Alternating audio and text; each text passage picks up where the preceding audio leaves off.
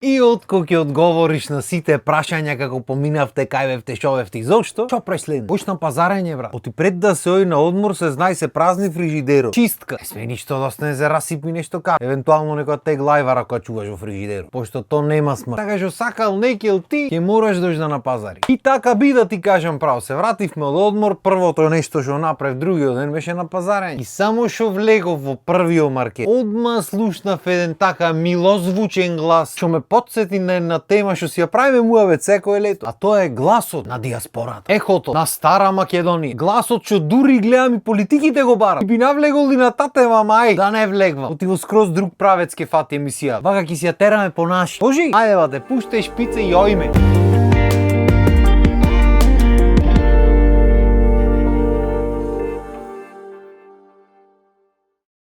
Како што можеш да познаеш балканец од далеку на плажа, така се познават и луѓето од диаспората од далеку кога ќе се вратат. Се ги речи шо толку шо има. Има бат, сега ќе ти кажам. Прво и основно се познават по облеката. Кај нас тука си сме малце специфични, кога ќе се излегва се знае како се излегва, кога ќе се в маркет се знае како се в маркет и така натаму. Тие таму многу не му се замарат за овде како треба, си прат како што му беше нормално. Така треба биде. И така на пример можеш комотно и видиш по мајца шорци навлечка на широк сокак. Нешто што за толчанец е невозможно да не речем. Помладите примери што се од Австралија дојден или од негде исто може да видиш по оние на кимоно вака до тука што се отворени. Такви кај нас не постојат пошто овде промаја постои. Промајата шиба тука. Ако ти отворено овде ќе те скини промајата, затоа не се продава. Таму зборо промаја не постои. Мислам нашите си го користат, ама во глобалата промајата само тука постои на Балкан. Сега се најди некој паметен ќе речи постои бриз се вика. Не е исто. Бриз е благо ветре, што може да и на отворено и сегде и да. Ќе речи некој I feel the breeze. Можеш секде да го осетиш тоа. Промајата наша си е специфична. Таа дува само на одредени места. Ако се врата и џам отворен или нешто, да не осеќаш ти како ветар да небате во коските се осеќа. Во сршта длабо. Исто така можеш да ги познаеш и по начинот на движење. Ти овде кај нас се знае, кога излезеш на широк сокак вате, лезе, турниме на киниса, стапни, прицни работата, полека.